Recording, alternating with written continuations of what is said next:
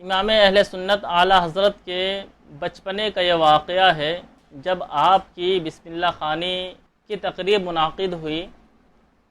اس موقع پر آپ کے جو استاذ بسم اللہ خوانی کرا رہے تھے انہوں نے آپ کو حروف پڑھانا شروع کیے۔ آپ نے وہ حروف پڑھنا شروع کیے۔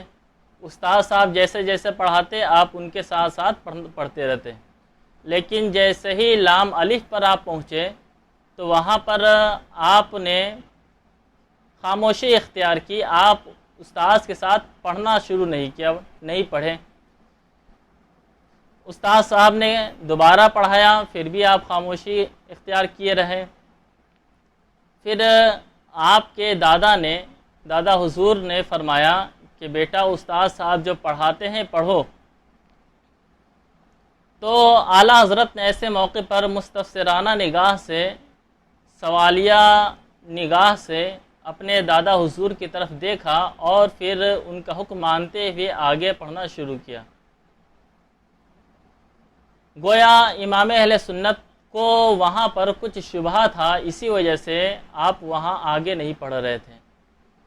جب محفل ختم ہوئی تو آپ کے دادا حضور نے آپ سے سوال کیا کہ آگے کیوں نہیں پڑھ رہے تھے؟ تو آپ نے عرض کیا کہ چونکہ الف بھی استاد صاحب نے پڑھا دیا تھا اور لام بھی پڑھا دیا تھا اور اب دوبارہ الف لام آ رہا تھا، اسی لیے میں نے نہیں پڑھا۔ سبحان اللہ سبحان اللہ۔ تو ایسے وقت میں آپ کے دادا حضور نے فرمایا کہ دراصل شروع میں جو آپ نے پڑھا تھا وہ الف نہیں تھا بلکہ حمزہ تھا، اس لیے کہ الف ہمیشہ ساکن ہوتا ہے اور الف کو کسی حرف سے ملائے بغیر الگ کر کے پڑھا نہیں جا سکتا۔ سبحان اللہ سبحان اللہ۔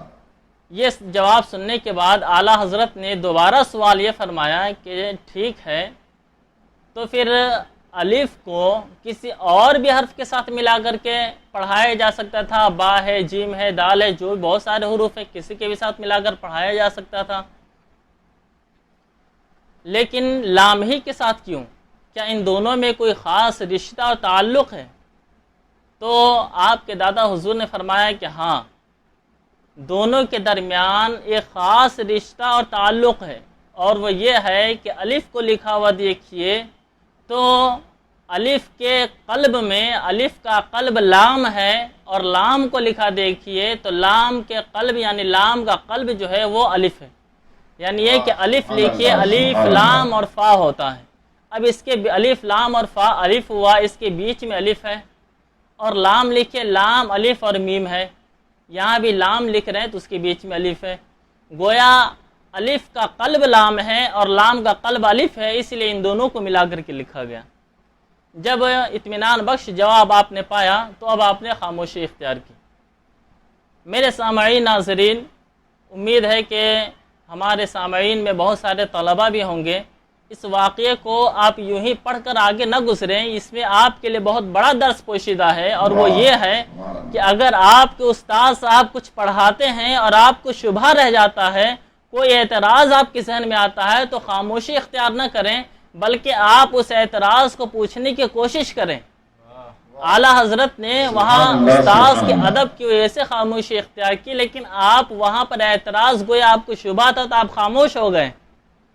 اور حقیقت یہی ہے کہ جو طالب علم ذہن میں اعتراض آئے اور اسی طریقے سے کوئی بات سمجھ میں نہ آئے، اس کے باوجود استاد صاحب پوچھے کہ سمجھ میں آ گیا، اور اس طالب علم کہتا ہے کہ ہاں سمجھ میں آ گیا، تو گویا وہ طالب علم اپنے آپ کے ساتھ خیانت کر رہا ہے۔